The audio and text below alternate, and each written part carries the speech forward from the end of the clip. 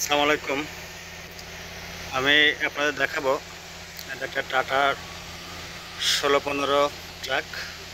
এই ট্রাকের যে সুইচ, ল্যাম্প বা যে মিটার বা যে গ্যাসগুলো আছে সেগুলো একটু দেখানোর চেষ্টা করতেছি।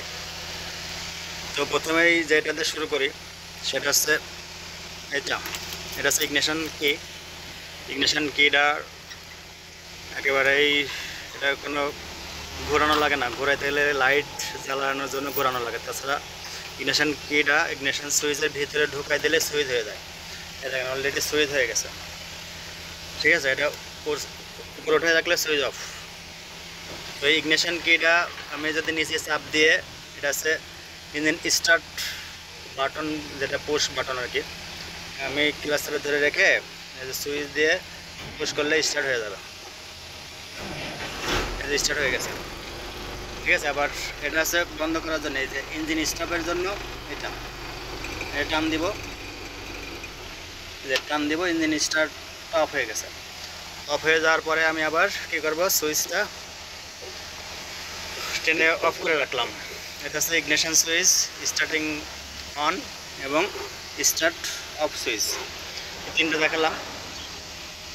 এটার সাথে আরও যেটা আছে ইগনিশন সুইচের সাথে, এটা আমি এই অফের জায়গায় আছে, আমি যদি ডান দিকে মোড়া দিই আমার পার্কিং লাইট জ্বলবে। এই যে পার্কিং লাইট জ্বলতেছে। আবার যদি মোড়া দিই আমার হেডলাইট জ্বলতেছে। এই এটা হচ্ছে দুইটা পয়েন্ট। আবার এটা হচ্ছে কম্বাইন্ড সুইচ বা কম্বিনেশন সুইচ। এটা আপনার হর্নও আছে, এখানে হর্ন, এই জায়গায় হর্ন বাজবে, প্লাস বাম ইন্ডিকেটার দিলে বাম ইন্ডিকেটার জ্বলতেছে। এই যে ডানে দিলে অফ, আবার এই যে ডানে দিলে ডানে ইন্ডিকেটার জ্বলতেছে। হ্যাঁ, তো এই যে সুইচ একটু ডিস্টার্ব আছে, এর জন্য জ্বলে। এটা গেল। আর এইটার সাথে আবার হেডলাইট হাই বিম লো বিম আছে, হেডলাইট হাই বিম আর লো বিম আছে, এটা একটা গেল। তো এখানে আরও অনেকগুলো সুইচ দেওয়া আছে।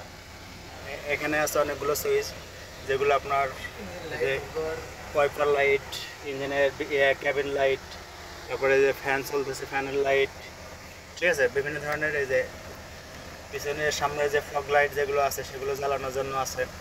হর্নের আবার ছোটো যে হর্ন, ইলেকট্রিক হর্ন, সেটা বাজানোর জন্য আছে। আবার যেটা হাইড্রোলিক হর্নের সুইচ একটা এক্সট্রা দেওয়া থাকে সেটা আছে। তো এই গেল সুইচ। এখন আমি যদি বলি যে মিটার, যে এটা হচ্ছে আরপিএম মিটার। এটা আরপিএম 0 থেকে শুরু, এখানে আছে 20 পর্যন্ত, একদম 15 মানে 10 পার হয়ে আর কি, 15-এর কাছাকাছি থেকে আপনি 20-এ গেলে একটা আইডল স্পিডে থাকবে। এটা আরপিএম মিটার, এটার সাথে ইন্টারাকশন আরপিএম অনেকে জানেন। তো এখানে এই যে এটা এখানে লেখা আছে এয়ার, মানে এই গাড়িটা এয়ার প্রেশারে ব্রেক হয়।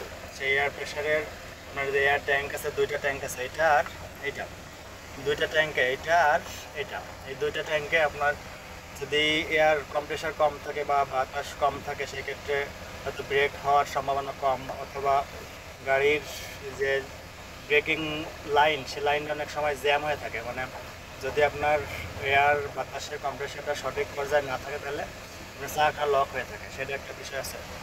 এটা হচ্ছে ফুয়েল গেজ, যে আপনার দেখলে বোঝা যাবে না, এটা ERF লেখা আছে, এই মাঝামাঝি জায়গায় অন হাফ দেওয়া আছে, টুয়ের অর্ধেক ওয়ান, সেটা দেওয়া আছে ফুয়েল। আর এটা আছে টেম্পারেচার গেজ, একদম নিচে 60 পর্যন্ত আছে, 80, 100 আওয়ার 110, লালের জায়গা চলে গেলে 110। নর্মালি এটা 80-এর নিচেই থাকে আর কি, 60-এর উপরে পার হয়। আর এটা আছে আপনার স্পিডোমিটার, এই স্পিডোমিটারের গাড়ির গতি কতটা করছে সেটা দেখার জন্য স্পিডোমিটার। আর এটা হচ্ছে অডোমিটার, এখানে আবার টিপ মিটারও আছে।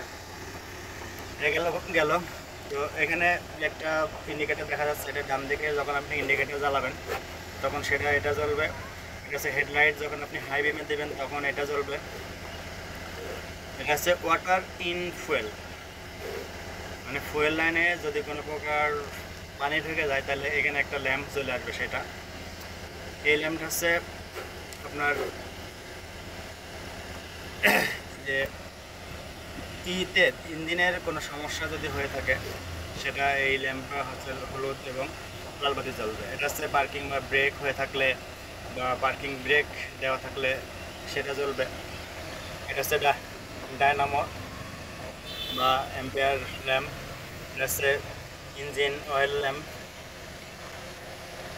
এটা হচ্ছে আপনার যে লাইটগুলো আছে লাইটগুলোর সেই ফগ লাইটগুলো এগুলোর নিয়েই এটা। আর এটা দামে যখন ইন্ডিকেটার দেওয়া তখন এইটা চলে। এই হচ্ছে আমাদের মিটার এবং সুইচগুলো ছিল। এই গাড়িটার মোটামুটি অনেক কিছুই বললো আপনাদের, যারা তৎকাল সাথে ছিলেন সবাইকে ধন্যবাদ।